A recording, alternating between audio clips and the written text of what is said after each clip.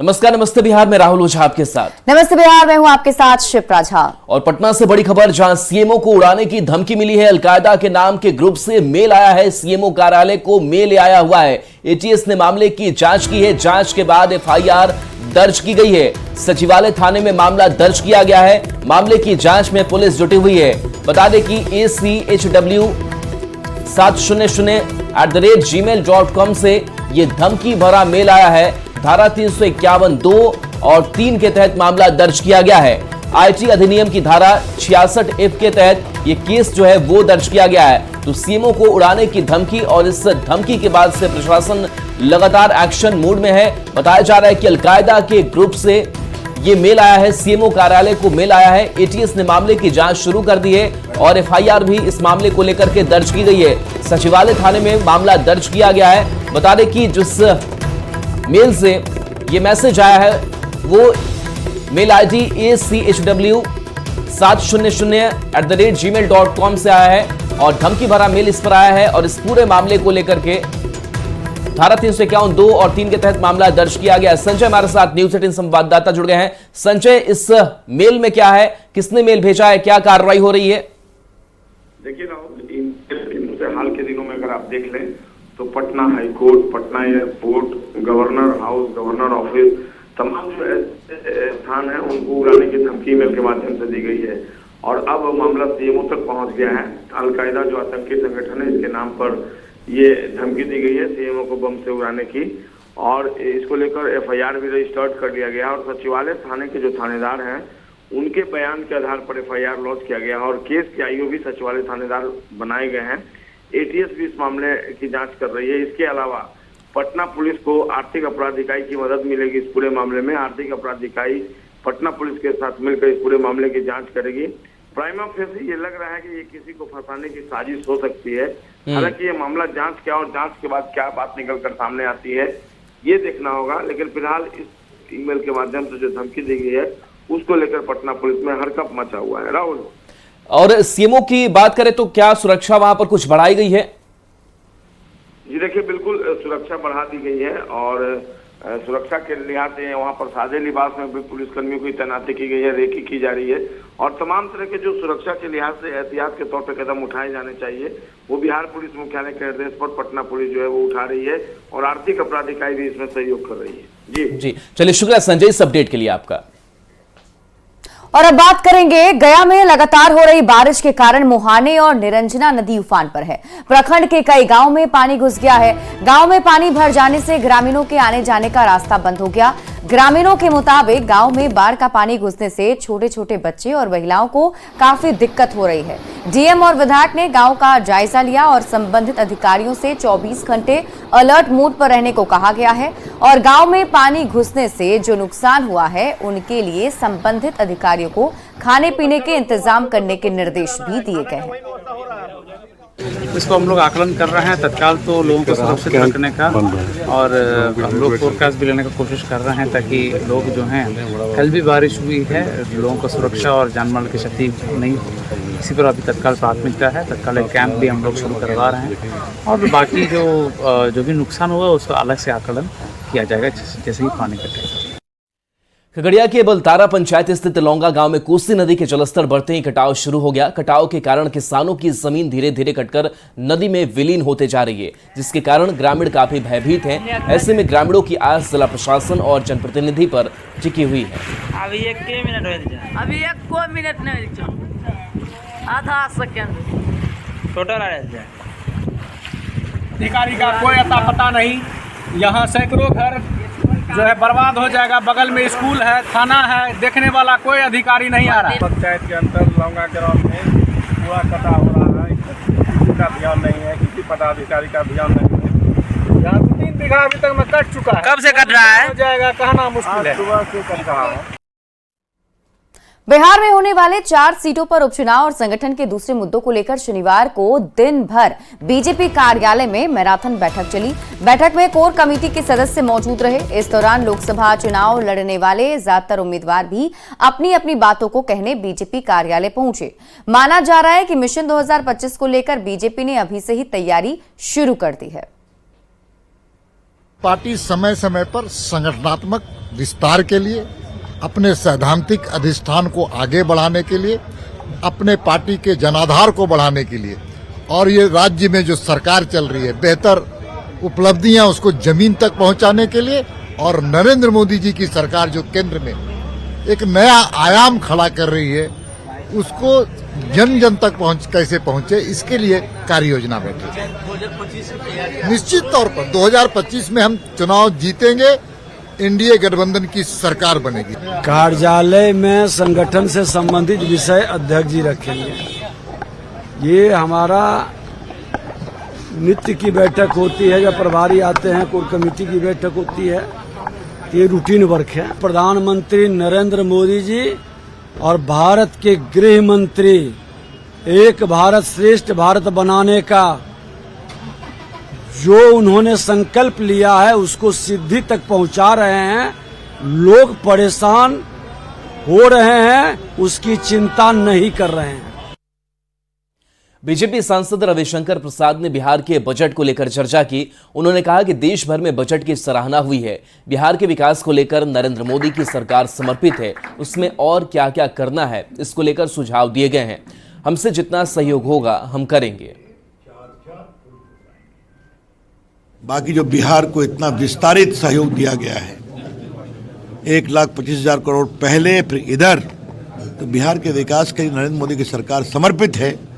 तो उसमें और क्या क्या काम करना है, इंडस्ट्रियल पार्क आए, गया के पूरे लॉजिस्टिकल इलाके में जो बन रहा है, तो हम लोग और क्या क्या कर सकते हैं, तो इसमें हम लोग मिलकर काम करेंगे। यहाँ सारे उद्यमियों ने कुछ सुझाव दिए हैं टैक्सेशन के बारे में, बाकी बारे में। मैं जितना सहयोग होगा करूँगा, ये मैं आपको विश्वास दिलाता हूँ। पटना के होटल चाणक्य में मैं बिहार हूं कार्यक्रम का आयोजन किया गया और इस कार्यक्रम में डिप्टी सीएम सम्राट चौधरी शामिल हुए। कार्यक्रम में बिहार के विकास को लेकर भी चर्चा हुई। सम्राट चौधरी ने कहा कि अगले 20 साल बिहार के लिए हैं, इसके लिए विशेष प्लान बनाया गया है। बिहार में डेवलपमेंट की बात करते हुए सम्राट चौधरी ने कहा कि इसी साल से विक्रमशिला विश्वविद्यालय का निर्माण शुरू हो जाएगा। इसके लिए 90 करोड़ रुपए जमीन अधिग्रहण के लिए दिए गए हैं। बिहार में 5,000 एकड़ जमीन का लैंड बैंक बनाने की पहल की जा रही है, जिस पर उद्योग और अन्य कार्य किए जा सकेंगे। अभी हम लोगों ने लगभग 90 करोड़ रुपया जमीन अधिग्रहण के लिए दिया है। विक्रमशिला यूनिवर्सिटी देश के यशस्वी प्रधानमंत्री नरेंद्र मोदी जी का ड्रीम प्रोजेक्ट है। जिस तरह नालंदा यूनिवर्सिटी को आदरणीय नीतीश कुमार जी और प्रधानमंत्री जी ने आगे बढ़ाने का काम किया, आगे के दिनों में तुरंत हम इसी साल उस काम को आगे बढ़ाने का काम करें। बैंक की बात कही आपने कि बिहार में लगभग अभी हम लोगों ने इंडस्ट्री डिपार्टमेंट्स को कहा है कि पूरे बिहार में लगभग 5,000 एकड़ लैंड बैंक के तौर पर संग्रहित किया जाए, जिससे कि बिहार में उद्योग के जगत के लोग आए और उद्योग लगाने का काम। 20 साल का टारगेट आपने रखा है? नहीं, बिहार देश के अग्रणी राज्यों में से एक होगा अगले 20 सालों में। तेजस्वी यादव ने सोशल मीडिया एक्स पर पोस्ट कर एक बार फिर से जातीय गणना और बिहार में बढ़े हुए आरक्षण पर क्रेडिट लेने की कोशिश की है। तेजस्वी के पोस्ट पर सियासत तेज है। जेडीयू और बीजेपी ने क्रेडिट पॉलिटिक्स का आरोप लगाया है।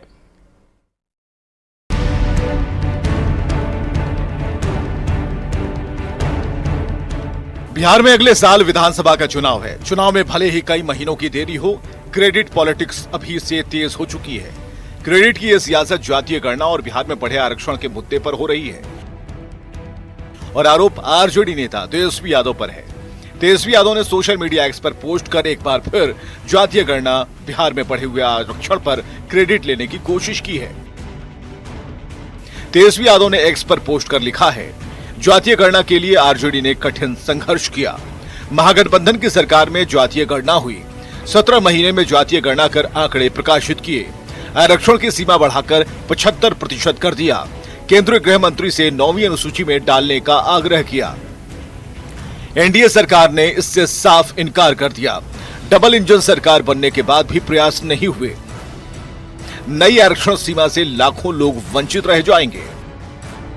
पिछड़े, अति पिछड़े, SC ST के लोग वंचित रह जाएंगे। बीजेपी जेडीयू आरक्षण सीमा को 9वीं अनुसूची में डाले, देश में जातीय गणना करवाए, बिहार को विशेष राज्य का दर्जा दे। ये सब सत्ता के मजे ले रहे हैं। तेजस्वी यादव के पोस्ट पर जेडीयू और बीजेपी के नेताओं ने पलटवार किया। विधानसभा में Nitish Kumar ji on the floor of the house कह चुके हैं कि हम चाहते हैं कि ये नवी सूची में जाए ताकि जुडिशियल रिव्यू का हिस्सा न बने। वहीं बीजेपी के पूर्व सांसद रामकृपाल यादव ने तेजस्वी यादव पर पलटवार करते हुए कहा कि जब उनकी सरकार थी तब उन्होंने कुछ नहीं किया, आज खड़ियाली आंसू बहा रहे हैं। लंबे काल तक उनके सरकार राज्य में रही और केंद्र में रही। अगर बहुत ज्यादा उनके मन में ममता था या उनके जो कांग्रेस लीड पार्टी जो यूपीए था, तो उस समय क्यों नहीं आरक्षण का दायरा बढ़ाया? मुख्यमंत्री नीतीश कुमार की पहल पर बिहार में जातीय गणना सर्वसम्मति से कराई गई। इसमें सभी पार्टियों की रजामंदी थी। बिहार में आरक्षण का दायरा बढ़ाने का प्रस्ताव भी सर्वसम्मति से पास हुआ और बढ़े हुए आरक्षण की जुडिशियल रिव्यू ना हो, इसके लिए बिहार सरकार 9वीं अनुसूची में डालने का प्रस्ताव केंद्र के पास भेज चुकी है। बावजूद इसके तेजस्वी यादव के इस मुद्दे को बार बार उठाने को क्रेडिट पॉलिटिक्स का हिस्सा माना जा रहा है। न्यूज़ 18 के लिए दिल्ली से अमितेश सिंह के साथ ब्यूरो रिपोर्ट।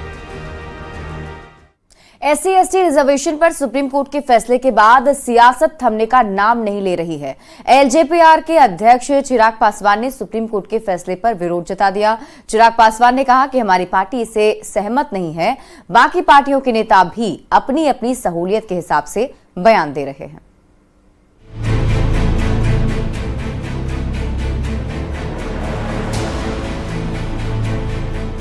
SC/ST रिजर्वेशन में कोटे के अंदर कोटे बनाने और क्रीमी लेयर लागू करने के सुप्रीम कोर्ट के फैसले पर सियासत थम नहीं रही है। LJPRV के अध्यक्ष चिराग पासवान ने सुप्रीम कोर्ट के फैसले पर विरोध जताया है। चिराग पासवान ने कहा है कि हमारी पार्टी इससे सहमत नहीं है। हम लोग भी चाहते हैं कि जिस तरीके से ये ऑब्जर्वेशंस आई हैं उसमें जरूर बदलाव होने चाहिए। ये बिल्कुल ठीक नहीं। चिराग के बयान का आरजेडी सांसद मनोज झा ने स्वागत किया। मनोज झा ने मांग की है कि सरकार विधेयक लाकर इसे प्रोटेक्ट करे या अध्यादेश लाए। उसके मद्देनजर मैं समझता हूं कि माननीय सर्वोच्च न्यायालय से कहीं न कहीं चूक हुई है इस पूरी परिपाटी को समझने में, और मुझे बेहद खुशी है कि चिराग जी ने बोला। वहीं SC/ST पर सुप्रीम कोर्ट के फैसले पर निर्दलीय सांसद पप्पू यादव ने कहा कि इस फैसले की समीक्षा की जरूरत है। ST/SC में जिसकी आर्थिक, सामाजिक, शैक्षणिक आज भी 1.7 से ऊपर नहीं है और वहां भी क्रीमी लेयर की बात होगी, तो निश्चित रूप से एक समीक्षा की जरूरत है और उस पर अध्यादेश लाने की जरूरत है। SC/ST रिजर्वेशन पर सुप्रीम कोर्ट के फैसले के बाद मचे घमासान के बीच बीजेपी नेता और बिहार के उप मुख्यमंत्री विजय सिन्हा का कहना है कि सुप्रीम कोर्ट के फैसले पर टिप्पणी नहीं कर सकता। माननीय न्यायालय के विषय पर हमको कोई कमेंट नहीं करना है। आपको बताएं कि सुप्रीम कोर्ट ने SC/ST आरक्षण में कोटे के अंदर कोटे को मंजूरी दी है। सुप्रीम कोर्ट ने अपने ऐतिहासिक फैसले में SC/ST आरक्षण में क्रीमी लेयर को लागू करने की भी बात कही है। कोर्ट के इस फैसले के बाद बिहार से दिल्ली तक सियासत गरमाई है और नेता अपनी अपनी सहूलियत के हिसाब से बयान दे रहे हैं। Bureau report, news 18। झारखंड विधानसभा में सीएम हेमंत सोरेन ने डेमोग्राफी और घुसपैठ के मुद्दे पर बिहार के लोगों का बिना बिहार का नाम लिए ऐसी बात कह दी जिससे सियासी बवाल मच गया। सीएम हेमंत सोरेन ने कहा कि बीजेपी के लोग डेमोग्राफी चेंज की बात करते हैं। इन लोगों से पूछे कि रांची, धनबाद, बोकारो और जमशेदपुर में आबादी किसने बढ़ाई। हेमंत के बयान पर बिहार के नेताओं ने नाराजगी दिखाई है। बड़ा सवाल यह है कि झारखंड में बांग्लादेशियों से बिहार के लोगों की तुलना क्यों हो रही है।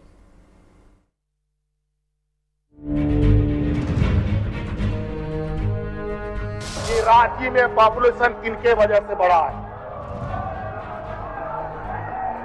धनबाद में किसके वजह से बढ़ा है, जमशेदपुर में किसके वजह से बढ़ा है, बोकारो में किसके वजह से बढ़ा है। झारखंड में बांग्लादेशी घुसपैठ और डेमोग्राफी चेंज का मुद्दा गरमाया हुआ है। डेमोग्राफी चेंज और बांग्लादेशी घुसपैठ पर उठ रहे सवालों के बीच ये बड़ा बयान झारखंड के मुख्यमंत्री हेमंत सोरेन का है, वो भी विधानसभा में दिया गया। हेमंत सोरेन ने बिना बिहार का नाम लिए ऐसी बात कह दी जिससे सियासी बवाल मच गया। आवागमन जो है इस तरीके का अध्यक्ष महोदय, या तो हवा से होता है, या तो पानी से होता है अध्यक्ष महोदय, या तो जमीन से होता है। सीएम हेमंत सोरेन ने कहा कि रांची में पॉपुलेशन किनकी वजह से बढ़ा है, धनबाद में किसकी वजह से बढ़ा है, जमशेदपुर में किसकी वजह से बढ़ा है, बोकारो में किसकी वजह से बढ़ा है। जो विषय ये लेकर आते हैं घुसपैठिए बांग्लादेशी। सीएम हेमंत सोरेन ने बिहार के लोगों का नाम नहीं लिया, लेकिन उनका इशारा बिहार के लोगों की तरफ ही था, क्योंकि झारखंड में बिहार के लोगों की बड़ी आबादी है और इंडिया अलायंस के नेता बिना नाम लिए बिहार के लोगों की तुलना बांग्लादेशियों से करते हैं। इससे पहले कांग्रेस विधायक शिल्पी नेहा तिर्की ने भी बांग्लादेशी घुसपैठियों की तुलना बिहार से कर दी थी। शिल्पी नेहा तिर्की का बयान भी सुन लीजिए। इन लोगों ने यहाँ के आदिवासी मूलवासी को कहीं कोना खोमचा स्लम्स में ढकेल के रख दिया है। डेमोग्राफी चेंज का यहाँ क्यों नहीं बात करते? रामगढ़ में आज मुखिया कौन बनता है? बिहारी लोग बनते हैं, बिहार से आके। वो सब चीजें नहीं दिखती हैं इनको। शिल्पी नेहा तिर्की और हेमंत सोरेन के बयान पर बिहार में सियासी माहौल गर्म है। बिहार के डिप्टी सीएम सम्राट चौधरी ने सीएम हेमंत सोरेन पर वोट बैंक और तुष्टीकरण की राजनीति का आरोप लगाया। साथ ही कहा कि जो लोग बिहार की तुलना बांग्लादेशी घुसपैठियों से कर रहे हैं वे भारत के नागरिक नहीं हो सकते। एकदम ये तुष्टीकरण है। तुष्टीकरण के चक्कर में बांग्लादेशी हिंदुस्तानी नहीं हो सकता है। इसको 1947 में ही हिंदुस्तान और पाकिस्तान हो चुका है। अब कौन है उसको हिंदुस्तानी बना सकता? वहीं जेडीयू नेता केसी त्यागी ने हेमंत सोरेन को इस तरह की भाषा का इस्तेमाल न करने की नसीहत दी। इस भाषा को तो महाराष्ट्र में, पंजाब में और कई जगहों पर लोग बोल करके बिहारियों का अपमान करते रहते हैं। हेमंत सोरेन को इससे दूरी बचाएंगे। सवाल है कि झारखंड में बांग्लादेशियों से बिहार के लोगों की तुलना क्यों हो रही है? क्योंकि झारखंड भारत का हिस्सा है और संविधान बिहार समेत देश के हर नागरिक को किसी भी राज्य और क्षेत्र में बसने की इजाजत देता है, लेकिन बांग्लादेशियों को नहीं। न्यूज 18 के लिए रांची से अविनाश कुमार, पटना से आनंद अमृतराज और दिल्ली से अमितेश सिंह के साथ ब्यूरो रिपोर्ट। बिहार में सड़कों का जाल बिछा है और बड़ी संख्या में पुल पुलियों का निर्माण कराया गया है। बिहार सरकार की ओर से इसके दावे किए जाते हैं, लेकिन समस्तीपुर में एक ऐसा पुल है जिसे आप दुनिया का 8वां अजूबा कहें तो कोई अचरज नहीं होगा। खानपुर प्रखंड में 8 करोड़ 65 लाख से अधिक की लागत से पुल बनाया गया। खास बात है कि इस पुल को पार करने के लिए आपको बाइक या कार की जरूरत नहीं पड़ेगी। इस पुल को पैदल ही पार करना होगा, क्योंकि इस पुल पर कोई गाड़ी नहीं चल सकती, क्योंकि पुल का अप्रोच रोड नहीं बन सका है। ऐसे में लोगों ने चंदा जुटाकर पुल पर सीढ़ी लगा दी है और फिर तमाम खतरों से जूझते हुए पुल का उपयोग करते हैं। इस अनोखे पुल का जायजा लिया है समस्तीपुर संवाददाता मुकेश कुमार ने।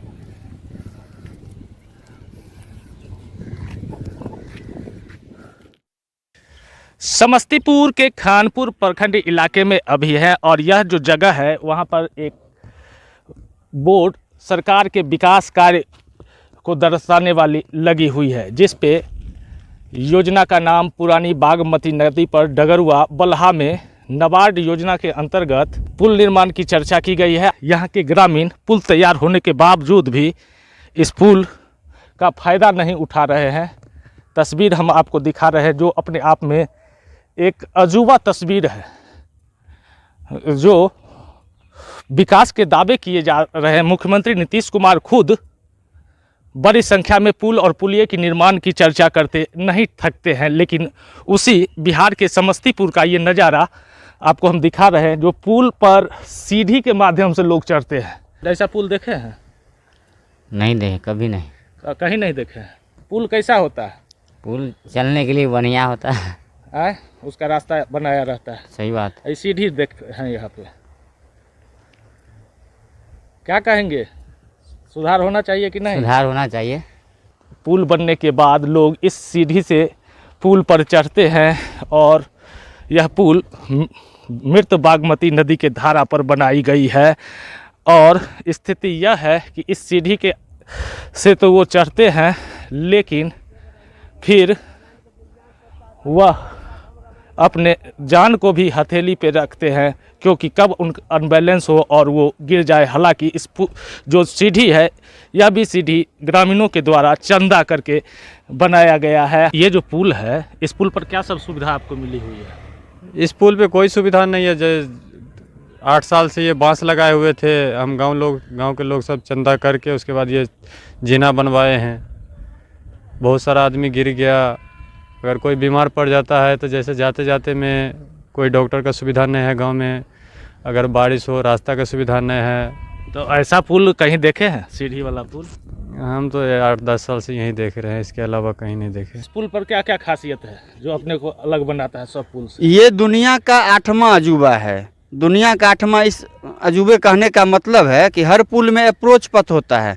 यहाँ अप्रोच पथ नहीं है, यहाँ पर अप्रोच स्टेयर्स हैं। अंग्रेजी वर्ड है अप्रोच स्टेयर्स, मतलब कि हमने यहाँ पर लोहे का, पुल के आगे में अप्रोच पथ नहीं था तो लोहे का सीढ़ी बनवा दिया, जीना।